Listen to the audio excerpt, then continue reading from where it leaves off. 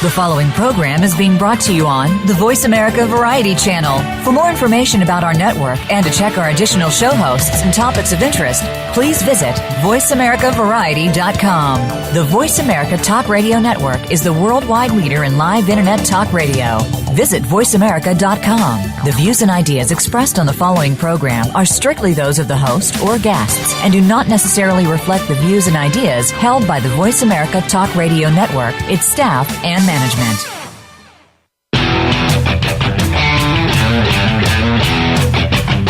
Your new or existing home is one of your most important assets, yet too many people rely on sites, shows, and tips from people who are not in the real estate business when making important decisions. It's time to get real and trust a professional. This is Real Estate Today with host Deb Tomaro. In this series, you'll learn about making smart decisions when it comes to buying a home, selling a home, or even staying in the home you're in. Now, here is your host, Realtor Deb Tomaro. Good afternoon, good morning, hello. I never know what to say because people are always listening to this on, if a few people listen to us live, and if you're out there listening right now, thank you. But a lot of people listen to us recorded or on iTunes, and so I never know how to start the show off. So what would you say, Karen? I don't know. I think I would just say thanks for tuning back in. I don't know. I need to come up with a catchphrase. Yeah. I'm working on that as I get my patter down here on show 15 of Real Estate Today. I am your host, Deb Tomaro, Tomaro, or as my credit report likes to call me, Dedora Toman. There you go. So I know it's really funny. Rachel's laughing. If you don't understand the inside joke, you need to listen to last week's show about my top 10 websites that you want to look at if you're looking at buying a home. And we talked about my credit report and my alias Dedora Toman. So I was on a mission this past week to get people to call me Dedora Toman. I failed miserably. I called you that once. But that's after you reminded me that no one had called you that. It had been a week and no one had called me Dedora. So there you go. And I was trying to explain to a friend of mine yesterday the whole thing. She goes, I know, I heard it on your show. And I was like, you are forgiven. Excellent. So we are here talking about real estate. I am joined with the best damn lender in the state of Indiana, Miss Karen Rastel of Hallmark Mortgage. Thanks for joining us, Karen. Thanks for having me again. So, and we're also joined by Rachel in the background, my associate producer who has the face of an angel but the mouth of a sailor. So she is not allowed to be on microphone. She told me once, though, that she got that from her mother. Mickey, right? Hi, Mickey. So apparently Mickey's got a mouth on her. So this is a woman we need to go drink with, I think. Probably. So I just was realizing today as I was doing the math that we have about, we've done 15 shows, and that is about the equivalent of 1,000 miles. And how did you come up with that? Well, if you average 65 miles an hour, which I know we all drive faster than that, but there's bathroom breaks and cops and things like that. Okay. So it's about 1,000 miles. So my question is, do you have any road trips planned this summer? No, not how far would 1,000 miles take you? Florida for sure from here. Yeah, I think that's only 6. That might be like round trip. No. Almost. I don't know. Yeah. We don't do road trips. We don't do them. But if you have a road trip coming up this summer, we have 1,000 miles of Deb and Karen. So go to iTunes, download. I know people that have done this. And, it's sure to keep you awake. It would keep everyone awake. I think it'd be hard for me to play it back in the car with my family. They're like, oh my gosh, right. Like we have to hear you all the time anyway. Yeah. You can be asleep and they can still pretend they're having a conversation with you. Anyways, this was my way of just saying, hey, we're on iTunes. If you've missed episodes or want to listen to past episodes, we are archived and there's lots of ways to listen to us. So make this your summer of Deb and Karen. Take your road trip, 1,000 miles of us, and you will be better for it, I promise. This is not related to anything that we were talking about today, but Karen, you sent me an interesting tidbit of information last week, and I kind of have to laugh at myself when you sent it to me because I kind of asked a stupid question. Oh, your response back? Yeah. So this is what she sent me. She said this is about cell phone towers and loans, FHA loans. So the note that she sent me said there's a new guideline? I don't think it's a new guideline. They're just calling it to our attention. What I'm thinking, yes, I think they're calling it to our attention, but I'm also thinking that as more towers are going up to give everybody better signals, that it's impacting, like we're seeing it a lot more. Okay. And that's true because I saw an article just a couple weeks ago about all these proposed locations to put up new cell towers here in Bloomington. We're not that big of a town. And half of them were on the east side. And I thought, I get pretty good cell reception on the east side. Why are they doing this? So here's the FHA rule. It says if the home is within the fall zone of a cell phone tower, then the property is not eligible for FHA financing. So I say to Karen, what's a fall zone? What does that mean? She goes, if the tower falls. So I was like, oh, it's a literal definition of fall zone. Yes. So if you want to buy a house that could potentially be crushed by a cell phone tower, I'm not wrong, am I? No, she's but laughing at me. I know it just sounds funny. It's just that yes, if there's a cell phone within a certain radius, we need to be looking at that. Cell phone tower, right. Yeah. And usually it's the appraiser that would be the first to alert the lender to that issue. And then I thought this was funny. If they cannot determine if the property is in the fall zone, then they'll need documentation from the owner of the cell phone tower. This sounds like it's getting really complicated.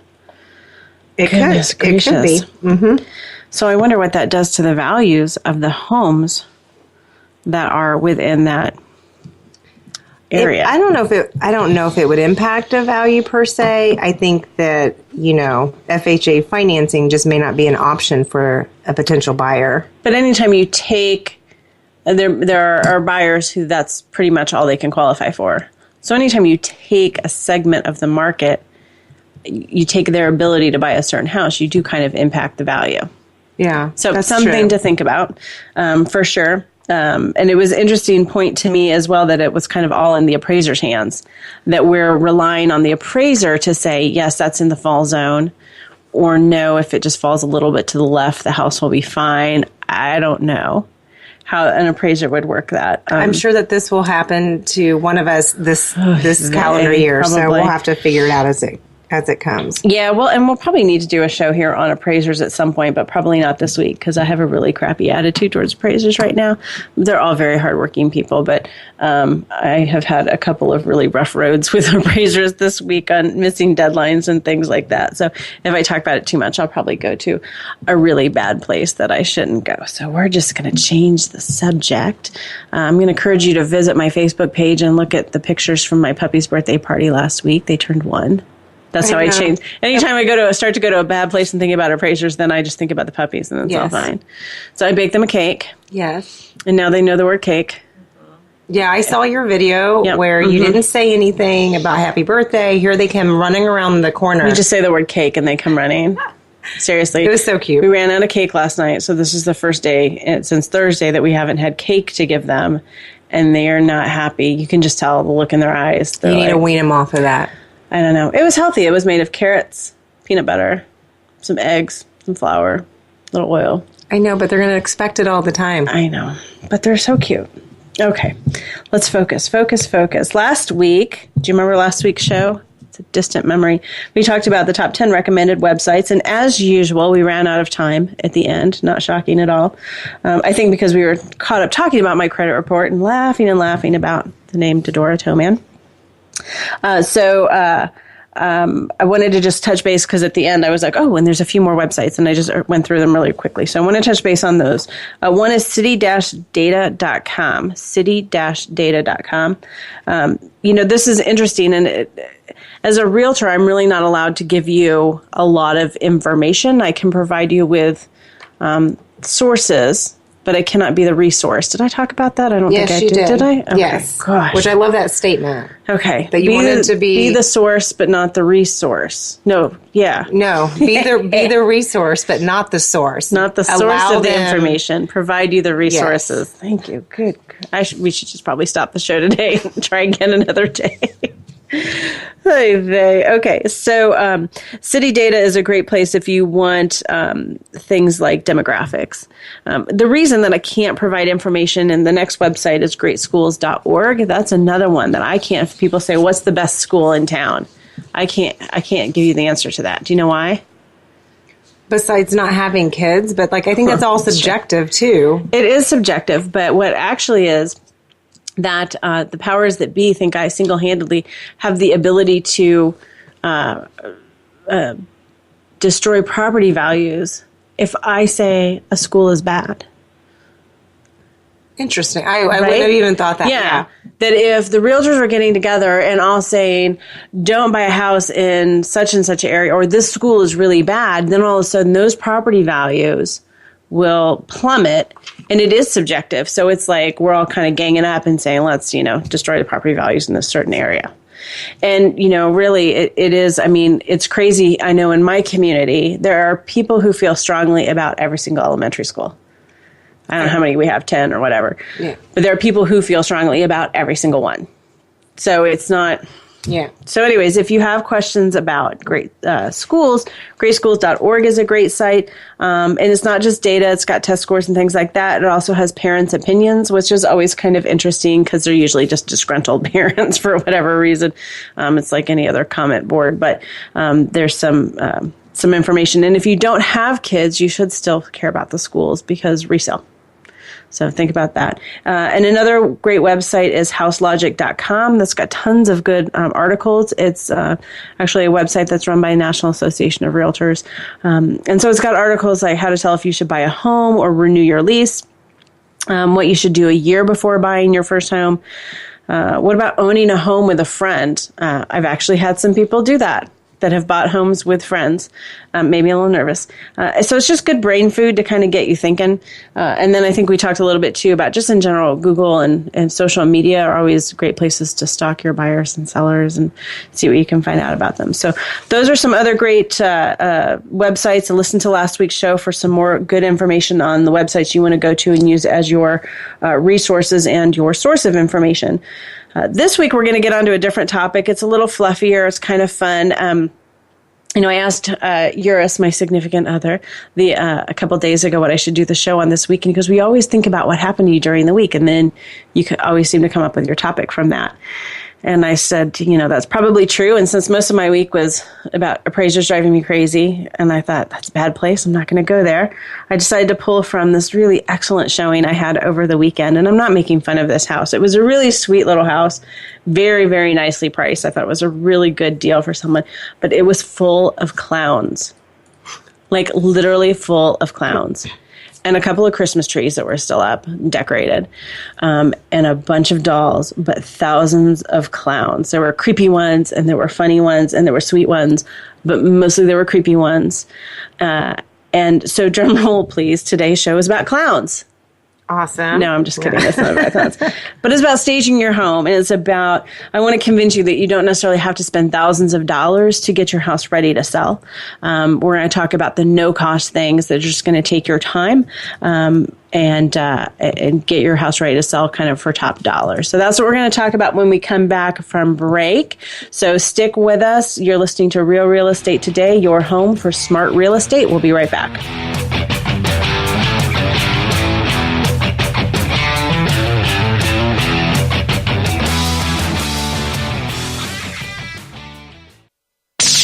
The Internet's number one talk station. Number one talk station. VoiceAmerica.com. Are you interested in buying or selling a home? Not sure what the next step is? Deb can help. Go to realrealestatetoday.com and click on Start Here. You'll be asked a few simple questions, and Deb will personally contact you to help answer your real estate questions and connect you with a realtor in her personal nationwide network of realtors. So even if you aren't in Deb's service area, you're guaranteed to find a good match wherever you are. Visit realrealestatetoday.com. You count. Tune into Inner Revolutionary Radio and join the spontaneous wave of people all over the planet who, like you, are changing our world from the inside out. Follow the movement. Meet guests who are shaking things up. Call in and gain insights and courage to empower your own voice. Large or small, your part counts. So join us. Co-hosted by Beth Green and James Maynard, Inner Revolutionary Radio airs live every Thursday at 3 p.m. Pacific Time, 6 p.m. Eastern on the Voice America Variety Channel. You've heard of good things coming in packages. Well, maybe there's a little more to that saying. But when you think about it, packaging is one of the most important things that can represent your business. Tune into Ditch the Box with host David Marinak. Each week, we'll discuss flexible packaging, marketing, sales, and how it all comes together in one container. Lower costs, increased margins. Listen to the show. It might just save you a ton. Ditch the Box is heard live every Wednesday at 4 p.m. Eastern Time, 1 p.m. Pacific on Voice America Variety.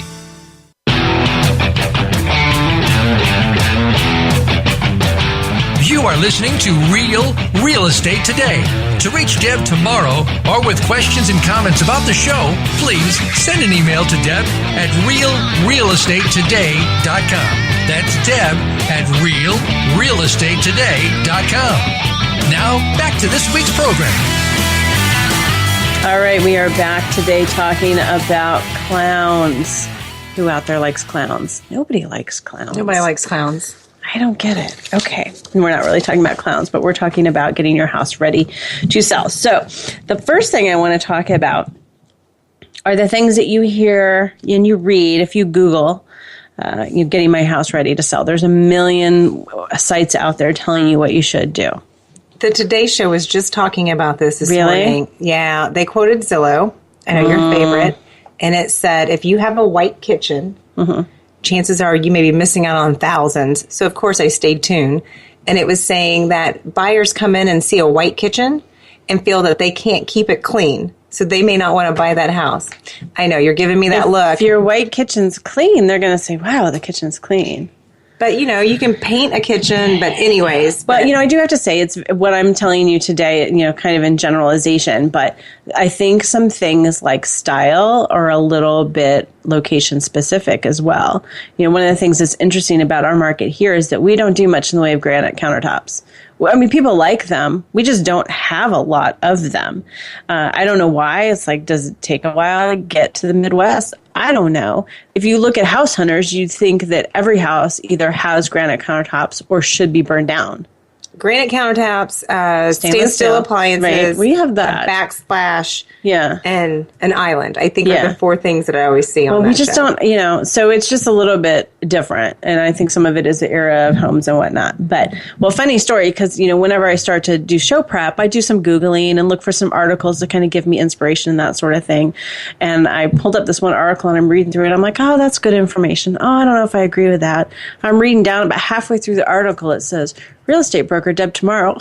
Oh my gosh, you were quoted in it. I was quoted in the article. Are you sure it wasn't Dodora Toman? No, it was different tomorrow. And I was dying. I was laughing. I had to email Rachel and be like, oh my gosh. It was a couple years ago and I just, didn't remember and stuff gets spread out all over the internet. And I was like, well, I do agree with that. So luckily 2 years later, I still agree with what I said. But let me tell you the things I don't agree with. One is depersonalize. You see that all the time. Depersonalize, depersonalize, depersonalize. I don't necessarily agree with that. If your personalization of your home means clutter, then yes, by all means, you need to depersonalize. That means like if your refrigerator is covered with your kids' art drawings, I'm not telling you to take it down because it's your kids' art drawings. I'm telling you to take it down because it's clutter. Okay, so that's not what I mean by depersonalization. If your personalization of your home, pictures, awards, whatever, it means that there's a happy family living in a happy home, then I don't think you need to take it down unless that's something you're just not comfortable with people seeing. I think that people like to come in and feel the good vibes in a home. And, I know that sounds like real hippy-dippy, but, there is certainly, there was a home I showed 6 or 7 years ago, and you could just tell the second you walked in that, like, something was up in the home. Something just was there, I call that energy. Okay. I mean, like, you walk in and you either feel there was a good an energy vibe or you don't. Right. And so then when you added the fact that the floors were super sticky, like our shoes were sticking to them, like in a movie theater, and then we go into the master bedroom and the underwear drawers are only half shut, it's like, oh, depressed, divorced dad. Okay. That was, and then you go to the closet and you see there's only guys' clothes, and it's like, that's depressed, divorced dad. And I get that, and I'm compassionate for that for sure. I'm not making fun at all, but it makes the buyers get distracted about what's going on in this home. And so that's this house that I showed 6-7 years ago. That's what we remember. I cannot tell you how many bedrooms it has. I could not tell you anything about it except, halfway open underwear drawer and a, just this energy, this vibe. So if your home is personalized and has a happy vibe, then that can certainly be a selling point. So I don't think you need to take everything down. It's what you're comfortable doing. The other thing that I tend to disagree with is bold colors. What? Okay, my basement. Your basement's not that bold. It was. It was orange. Okay. And then the bar room was right. turquoise. Yeah. That's a little bold. I think what buyers look at is how hard is it going to be for me to paint over this? So, for example, I remember a house once that had a chair rail halfway, so the top half of the room was one color and the bottom half was another color.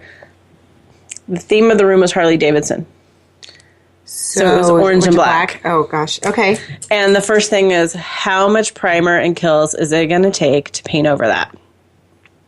So, but here's another story. A few years ago, it's probably been 5 years or so, I got called by someone. They had their house listed with another realtor and it didn't sell. And so they called me. They said, can you try and help us sell it? And I said, great.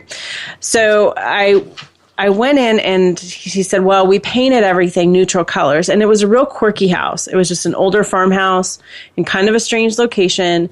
And it was just quirky. And I think you need to kind of, if your house is quirky, and I need to kind of run with that. But they were told by the previous realtor to paint everything a neutral color. So when I looked at the pictures, it was like this beige couch against a beige wall. And it was just blah. It was just beige. There was no personality. There was nothing to it. Right. They had previously had the home painted in vibrant colors. Well, luckily, they had pictures taken. They had taken pictures of the house prior to that. So we used those pictures to sell the house, even though when they walked in, it was like, oh, it's been painted. But that's what caught people's attention. I posted something on, I think it was Facebook. It may have been on Instagram a few weeks ago, maybe a month ago or so. It was this room that was painted purple and blue, like zigzag stripes. And I asked the question, would you buy this house? And most people were like, yeah, I can look past paint and color. But the point was, in the conversation we were having on that, was that it makes the house memorable. At least there's that, Right. So when you're looking online, you're like, oh, was that the house with the purple and the blue? Yeah, that was the house with the purple and the blue. You kind of want to go see it in person. Probably would have left it. Yeah. So I would say, that's kind of on the bottom of my list, as long as it's not something that's going to take 16 coats of primer to cover. So those are the two things that I would personally not worry about too much, is not to, take every single don't strip the home of all human existence necessarily if it's a happy existence.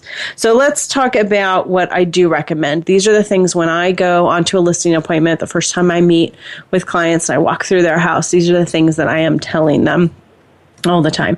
So the first one is this is Deb's rule of thumb. I kind of made this one up, but it's worked for me pretty well. Every horizontal surface needs to be cleared off. So that's counters, shelves, the ledges in the shower, tops of cabinets, the top of the fridge, side tables, coffee tables, unless it's a lamp. But people look inside a shower or a bathtub and go, oh my gosh, I can't look past all of their, shampoo and conditioner. No, I don't think that that's necessarily a deal killer, but I think that it just presents this clean, crisp image, which is what you're trying to do. And certainly I also tell my clients, I have two standards. I have one standard for pictures, and it's like Match.com, so you got to put that best picture out there. Okay. And then a second standard for showings, because when people are going into the house, they've already looked at those pictures online 50 times, if not more. Sent them out to everyone they know to get their opinion. So they're just kind of confirming that the house is in decent condition, it doesn't smell bad, the layout is what they thought, et cetera, et cetera. So, if you've got some shampoo bottles, if I walk into my client's house and there's shampoo bottles for a showing, I'm not going to have a heart attack. If the toilet seat's up, I'll probably have a heart attack. I have an issue with toilet seats. I have a huge issue with it. Yeah. Don't even get me started on that. But shampoo bottles, not so much, but for pictures, definitely clean, crisp. You want to be able to see all the caulk to make sure that the tub is in good shape. The tops of dressers, we all throw tons and tons of stuff on the tops of our dressers. That needs to be cleared off completely. You're moving.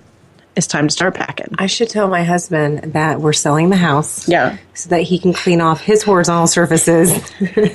That's all his stuff? It is his stuff. He has 2 pieces of furniture in the bedroom that are his. The tops are completely covered with stuff. Right. I hear you. So this was the article that I discovered myself in. Was I think Rachel's going to post up easiest, cheapest way to prep your home for a quick sale. And in it, I was quoted as saying that $500 spent on a storage unit to radically declutter could easily net you $5,000 or more on the sale of your house. And I absolutely believe that. It's the best return on investment over granite countertops, pretty backsplash, anything. You are going to get your money back if you need a storage unit to put your stuff in. And I use the example, think in your head of like a hotel room. It has everything you need, right? You could live there, but it's pretty bare. But there's not a lot of knickknacks. There's nothing that's really without a purpose. Right. And so that's sort of clowns. They have no purpose. Just to watch over you while you're sleeping. Yeah. So that's sort of the image you want to get in your head of decluttering. My other rule is no more than 3 large pieces of furniture per room. And I'm talking about your normal average house. I'm not talking about a Kardashian 15,000 square foot house, that has a living room that's 50 by 50 or something. But, if that in the living room, a couch, a love seat, and a coffee table, or a couch and 2 chairs. In a bedroom, you're looking at a bed and a dresser and maybe a side table. What do you have in your bedroom? 2 side tables, a tall dresser, a bookshelf, and a, what's the other dresser? Like the chest of drawers. Yeah. And a bed. And a bed. Oh, and I have a freestanding mirror. Yeah. So you're going to need to clean some stuff out. So Karen's going to need to get a storage unit. It's not your home anymore when you put your house on the market. That's what I tell all my clients. It's a product. It's a product that we need to sell. And so it may not be as comfortable as you normally are. I always tell my clients, we move the couches a lot because they're just sort of in a weird position and the way TVs are these days.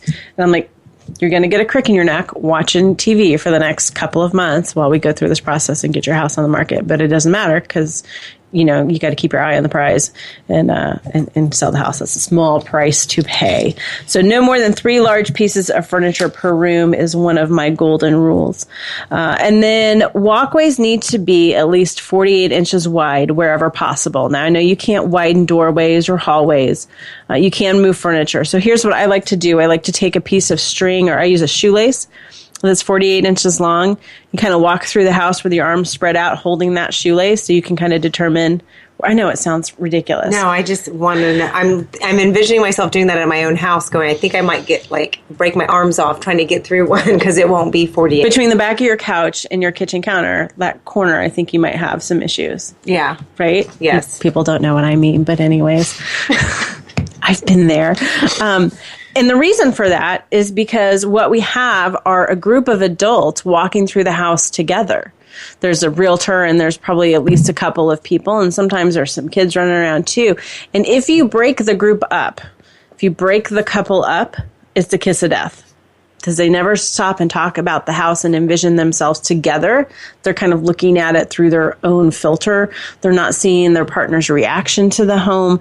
They're not really digesting it. And when you split people up, then it just sort of encourages them to rush through the house. So you need to make the walkways gracious and large enough that people can walk through it. So again, sometimes that means moving furniture a little bit oddly. The other thing with that string that you're carrying around is that you get another person, stand in each doorway, bedroom doorways, because a lot of bedrooms aren't that big. Stand in the doorway, have the other person at the other end of the string, and you do make a semicircle. And that whole space needs to be completely open from wall to wall, okay? Because that's where people go in and they stand right there in that 48-inch radius. They don't typically go, over to the other side of the bed by the side table kind of thing. I wish you could see me right now because my hands are doing all kinds of crazy things as I'm trying to explain this. We may have to do a little video or something to demonstrate at some point. But that all needs to be. So sometimes there's stuff that's right by the door, that dresser right by the door. You need to move that down the wall a little bit. Okay. And if there's not room to move it down the wall, then it probably needs to go away. Okay. So those, it's about keeping the flow going. You don't want to block doorways. You want to be able to kind of walk really freely from one doorway to another, which A is why we remove furniture and have no more than 3 large pieces of furniture per room. And then B, why we, keep the walkways open wherever they are. Make sense? It sure does. All right, go get that shoelace. We're going to go to a break, and then we'll keep talking about low-cost, no-cost ways to prep your home for sale. This is Deb Tomaro. You are listening to Real Estate Today, your home for smart real estate.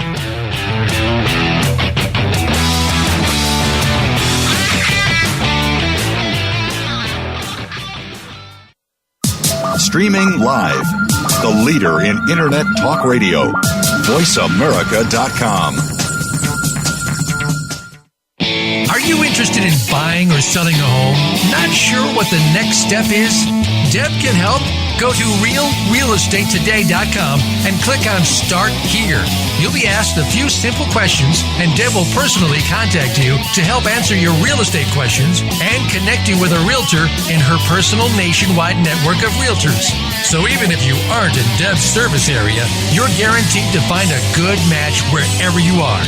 Visit realrealestatetoday.com. Attention. If you're a parent, educator, social worker, or civic or religious leader, the most important program you'll hear this week is Exploited: Crimes Against Humanity. Host Opal Singleton and her guest show how our children and others are being dangerously lured by predators through the dark web, social media apps, and games. Beyond that, the program looks at trends in human trafficking and more. You'll never think of the internet the same way again. Listen Thursdays at 7 a.m. Pacific Time, 10 a.m. Eastern Time on the Voice America Variety Channel. Tune in to The Patricia Raskin Show on VoiceAmerica.com every Monday at 2 p.m. Eastern Time and 11 a.m. Pacific Time.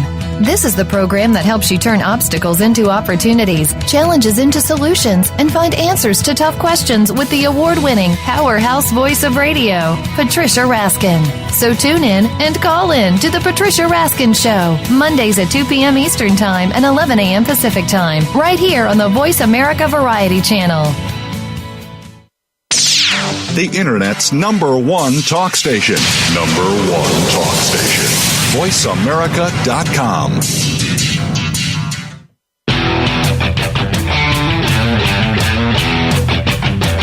You are listening to Real Estate Today. To reach Deb Tomaro or with questions and comments about the show, please send an email to Deb at realrealestatetoday.com. That's Deb at realrealestatetoday.com. Now, back to this week's program. All right, we are back talking about low-cost, no-cost ways to stage your home, and it does not involve clowns. We've talked about moving some furniture, getting rid of pieces of furniture, getting a storage unit if that's what you have to do. You know, one of the things I tell my clients, because I try to find a balance, I always tell them that I'm setting the bar at 100%. And they're just going to do as much as they can do that maintains their marriage, their relationship with their children, their sanity. And I'm not going to judge them because I understand that there's life, but they just need to understand sort of the trade-off that they might not get as much out of their home, or it may take longer to sell. So that's part of it. But I also kind of try to identify an area in the home that I give them a pass on. And it's usually the garage. That I say, feel free to load up the garage. Buyers, I think, for the most part, understand that. They want to be able to walk through the garage. I say, make sure you keep a path. Make sure we can get to the electric panel or the furnace and the water heater if those are located in the garage. But if you need to fill the garage up with stuff, that's totally fine if that's what we have to do. Sometimes it's an area of the basement or even just one room that we'll move a bunch of boxes out, take pictures so that's nice and clean, and then kind of put some stuff back in there, because I do feel like I'm better off with sane sellers that aren't going completely crazy. Although I've had some sellers before, they're like, my kids are tired of wearing the same outfit every day because I packed everything away except 3 shirts or whatever that is. So I had an ex-husband who did that once. We were moving, and he kept, he packed everything like a month ahead of time except 2 forks and 2 plates. And so we just had to keep washing the dishes every night. That's fine. It worked. So on to a little bit more about furniture before we finish up on that topic. A long time ago, I worked at a company and was able to pick up some books really inexpensively. None of that makes sense, but that's what happened. And I discovered this use what you have decorating. It's a theme. And there's some great ideas there to just use what you have. I know that people will hire an accredited stager to come in and hang silk drapes and put out Persian rugs or whatever. And I think you can do a lot with what you have existing. So think about, this has happened to me twice in the past month. I walk in to do a walkthrough with a photographer, and the sellers say, well, there's this disgusting couch that we're going to get rid of. Well, okay, let's go ahead and get rid of it if it's so disgusting. But then what happens is it frees up space. So now we can take the love seat that's in the living room that's kind of crowded because there's a couch and a love seat and a couple of chairs and an ottoman and a coffee table and a fish tank and a TV. And we can take the love seat and put it where the old disgusting couch was in the upstairs loft. So it kind of it serves two purposes. It creates some more space, and then it also creates better flow. And you've just upgraded your furniture by getting rid of the nasty stuff. So that's sort of what I mean by use what you have. Sometimes we'll move some tables around so that, an area has a purpose. One of the websites I was reading was talking about creating vignettes. And I don't know that I know Karen just makes a face like, ho, ho, ho, yeah, very blah, fancy. blah, blah, right? But you do want to give every space a purpose, and it may not be your purpose, but it is a purpose. And it may not be the buyer's purpose. I know a lot of people say, well, I have a nursery or I have a little girl, so the room's painted pink and this and that. I'm going to need to paint that. I don't think you do necessarily. It gives the room a purpose. It's a child's room.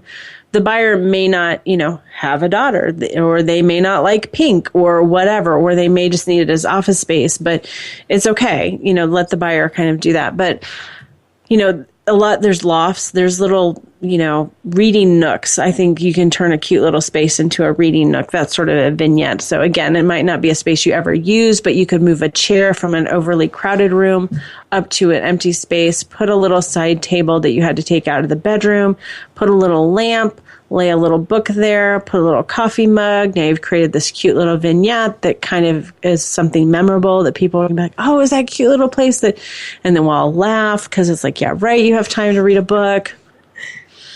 My attorney reads 2 books a week. I know. When we hear him referring back to, I'm always thinking, how many books can this guy read? He reads 2 a week. He reads every night.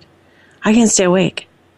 I can't either, but he's not just reading like a 200-page book. No, they're all like self-improvement. Mm-hmm. Yeah, he's brilliant. If you ever need an attorney, we got a name for you. Okay, next on our list, this is number 5 on our list, is light. People say they want light and bright. This is another one where I kind of laugh.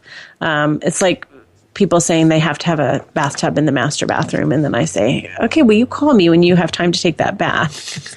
Because they don't, but they want it. I get it. So people want light and bright homes. I know in reality, I never turn the lights on in my house. We just kind of stumble around in the darkness most of the time.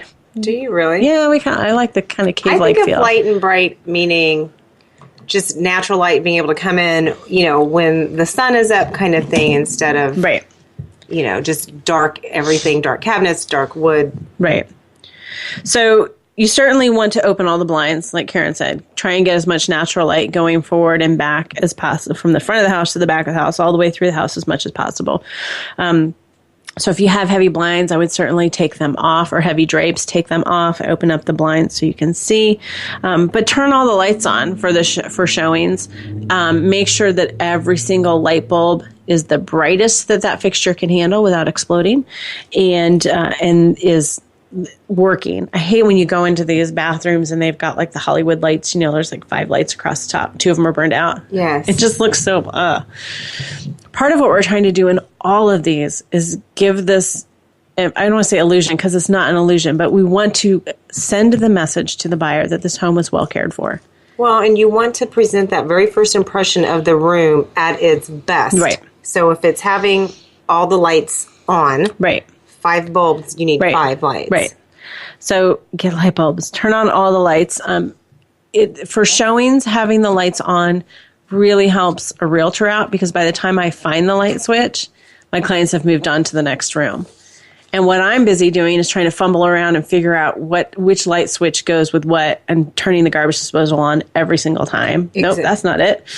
And then, or you get the ceiling fans, but you can't get the light on and you're trying to pull chains and you keep turning the front porch light on and it's just a hot mess.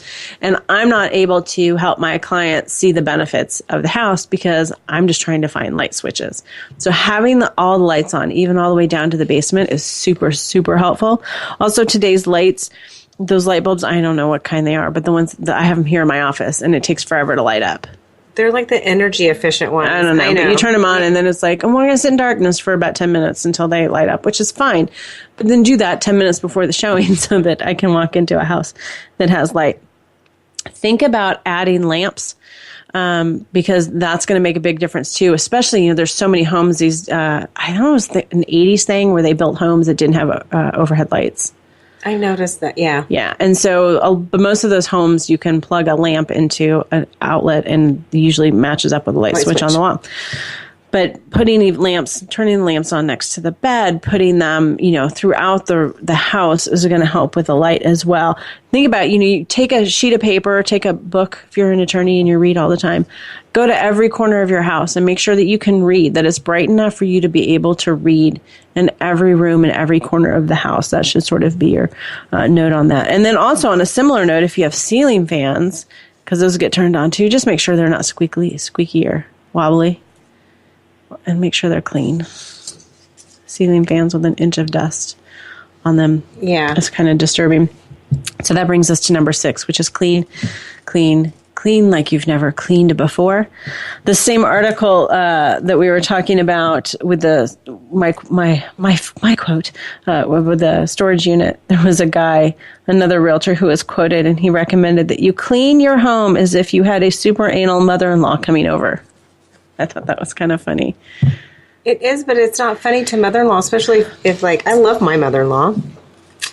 Okay. Well, good. I must be the only like her person. Too. But cleaning is so important. It gives the buyers a sense of confidence that the home has been maintained. It makes it easier to overlook updates because a buyer will feel like a well-maintained home is more valuable than one that has a fancy backsplash or a fingerprint-covered stainless steel appliances. We're going to put a YouTube video up. I think, did you get that, Rachel?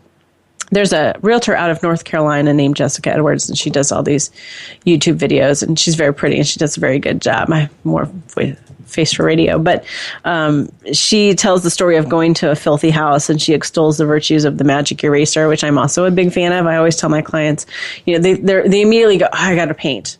Try magic eraser first, because you'd be amazed at what a magic eraser can clean off the walls and off the baseboards.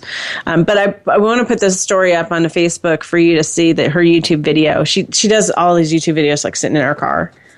I don't know, it's her thing. But anyways, I want you to see it's not just me saying this clean. It's, plenty of other realtors as well. And then I think we're also going to put a link up to a deep cleaning checklist that I found that I think is pretty good. That's, I think, a good thing to go around room to room. And it's not difficult stuff. And I don't even think it's that time consuming if you kind of take one room a day. But you're going to start at the top and work your way down. And every surface of the home needs to be touched at some point to, from the light fixture, light covers, light switch covers, baseboards, down in the crevices in the carpet, all of that needs to be clean. And I'm telling you, a spotless, clean house that sparkles and smells good, which we're going to talk about after break, is going to cover up any cosmetic issues that you think your house has. It will go a long way to cover up ugly countertops. It's not going to fix a bad foundation or a bad roof, but it is going to go a long, long way to do that. And that really doesn't cost you anything. So when we come back, we're going to talk about a few more things, including cabbage. So stick with us. You're listening to Real Real Estate Today, your home for smart real estate.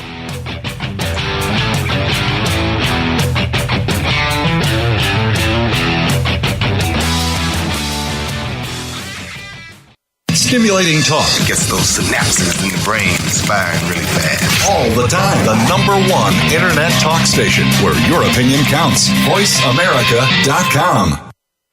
Are you interested in buying or selling a home? Not sure what the next step is? Deb can help. Go to realrealestatetoday.com and click on Start Here. You'll be asked a few simple questions, and Deb will personally contact you to help answer your real estate questions and connect you with a realtor in her personal nationwide network of realtors. So even if you aren't in Deb's service area, you're guaranteed to find a good match wherever you are.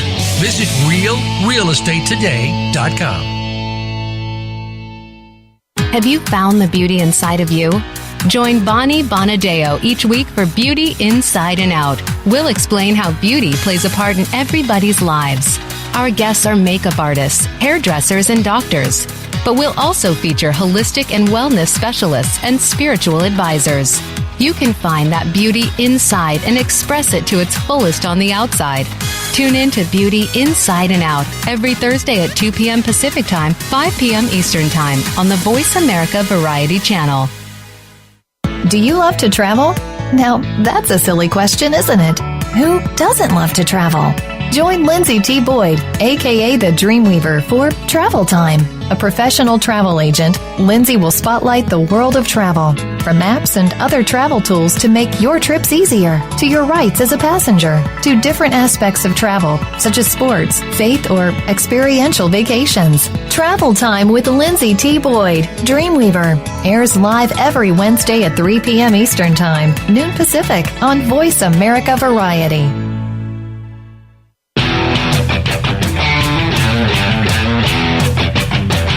You are listening to Real Estate Today. To reach Deb tomorrow or with questions and comments about the show, please send an email to Deb at realrealestatetoday.com. That's Deb at realrealestatetoday.com. Now, back to this week's program. Okay, coming back, we are finishing up talking about low-cost, no-cost ways to get your house ready for sale, including moving furniture. We were just talking about cleaning. So here's my favorite subject, smell. So my number one tip on your house smell is once you decide to put your house on the market, do not ever make anything with cabbage. Cooked cabbage, period. Raw cabbage is fine. Feel free to have the coleslaw. That's fine. Make a really good Asian salad that has some cabbage in it. That's fine. Do not cook cabbage. Period. I'm waiting on pins and needles to hear this cabbage story because it's really not that good of a story. It was the very first listing I ever had a million years ago, and it's not a good story because she cooked the cabbage in the crock pot, which really makes that smell linger. But it was the day of the inspection. So we already had an offer, at least, on the house. But I walked in for the inspection. I was like, oh, my gosh. It smelled so strong. And we were in there for like 4 hours. And it was like, I don't even know what that was covering up. But anyway, so not that good a story. But don't smoke in your house. I've tried to sell houses that people continue to smoke in, and it is pretty much impossible. I showed one a couple of weeks ago. I was just telling you guys on break, and I could smell it from the front porch before I even opened the door.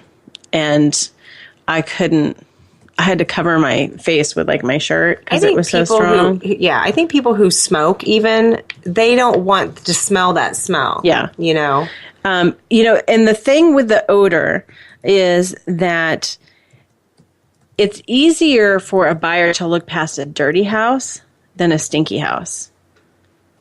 Because a stinky house, you do not know what it's going to take to get that odor out. It's just impossible. So I had a house last year that I had a client who she loved the layout. She loved the design. She loved everything about it. Someone had been smoking in the house for probably 20 years. I had to wash my hair immediately after every time I was in that house. And we had no idea what it was going to take. We didn't, you kind of go, is the smoke in the furniture? Is it if I just change out the carpeting? But there was wallpaper everywhere. So is it in that? Where is it? So we actually brought in a disaster recovery restoration company. They're people that put houses back together after floods and fires. I think it was the company you used actually. When you had your little flood there. So anyways, we have brought them down to ask us to tell us what they could do. And what it would cost to get rid of the smoke smell. And he said, well, we would do this and this and this and this. He goes, but even then, I can't guarantee that it's going to take care of the smell.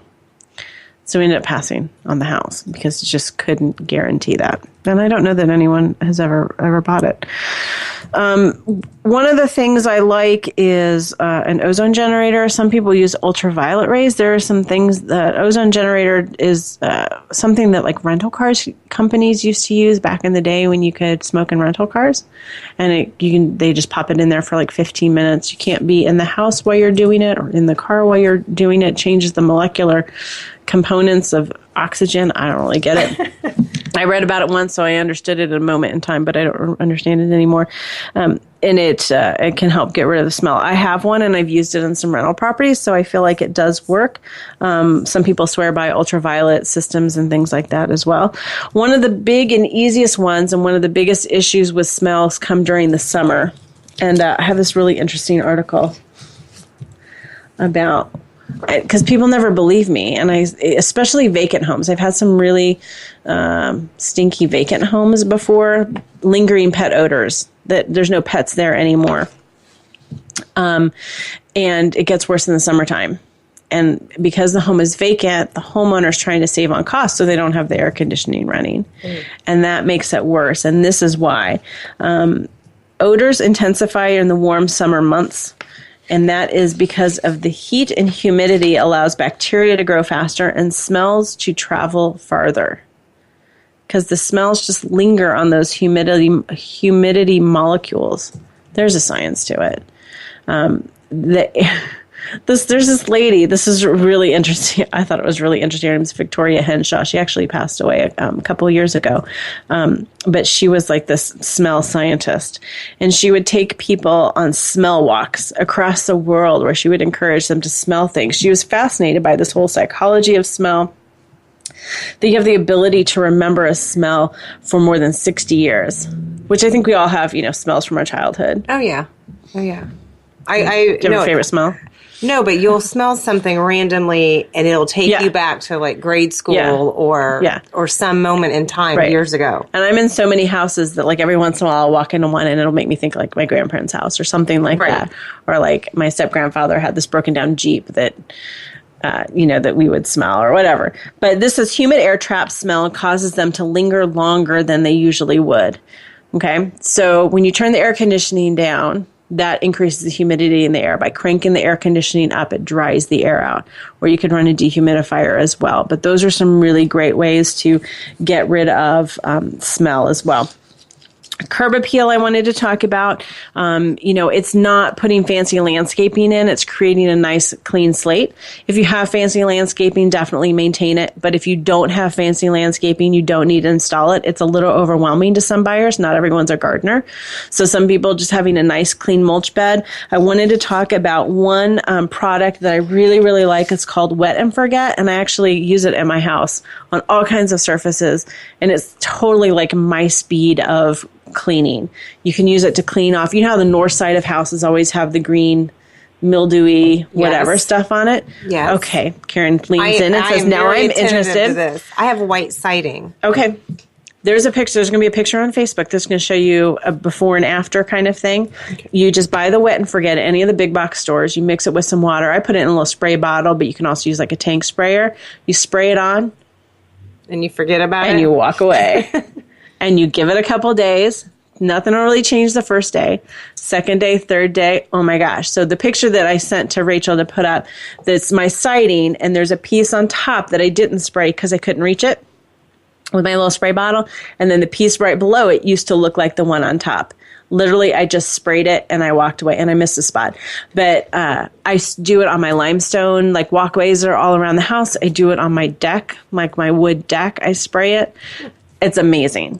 Wet and Forget. It can make your house look so crisp and clean, and you don't have to rinse it off. You don't do anything. They have them. I think it works on roofs too, if you've got like the moss on roofs and that kind of thing. Really, really cool. I'm not a paid sponsor, but I should be. So that's a great one too. A couple of last minute ones too. Make sure your locks work really easily to get into the house, that there's no barriers to get into the house. Please don't make us walk around in the mud, in the snow, or the through the mulch to get to the back door, because that's the only key you have to get into the house, which happens all the time. Make it easy for people to get in. Make sure the lock works. Someone had told me yesterday they use Vaseline on the lock, and it makes it a lot easier to get in. But there's nothing we hate more than standing there for 20 minutes trying to get a key to work. And then the buyers are scrutinizing all the peeling paint around your front door. If you have peeling paint, get them in the house. And then the last one is just to think about some light decorating, but you don't necessarily need to do massive decorating, but, fresh towels, or even just having no towels is better than having used towels. Making the bed nicely, making sure we can't see your box spring on the bed. I was Googling, there's a bunch of really good, I was getting inspired, really good like YouTube videos. Martha Stewart's got one that she's a little pretentious in, but whatever, about making the perfect bed. So, it's not something, we don't live like that. I get that. I'm not judging you at all. But when you go to sell your home, these are things that you want to do to kind of give it that crisp, clean, well-maintained, well-cared for home. It's going to go a long, long way to getting you an offer quicker, and it's not going to cost you anything except some time. I think that is about all we have for the show today. We are going to be back next week talking about something more new and exciting. Maybe we'll do credit next week. I don't know. I'll have to ask Karen, because I kind of have to rely on her for that, and I know she's got a busy week ahead. Thank you all for joining us. Don't forget, it's 1,000 miles of Karen and Deb this summer, so download us on iTunes and listen to us on your road trip. That song's in my head. I can mark 1,000 miles. Yeah. Okay, excellent. We may have to play that next week. And we will be back for another, let's see, so every show is about 70 miles. So we'll be back for another 70 miles next week. Tune in. Check us out in the meantime on Facebook, on my website, realrealestatetoday.com, and on Instagram. Thanks for listening. This is Real Real Estate Today, your home for smart real estate.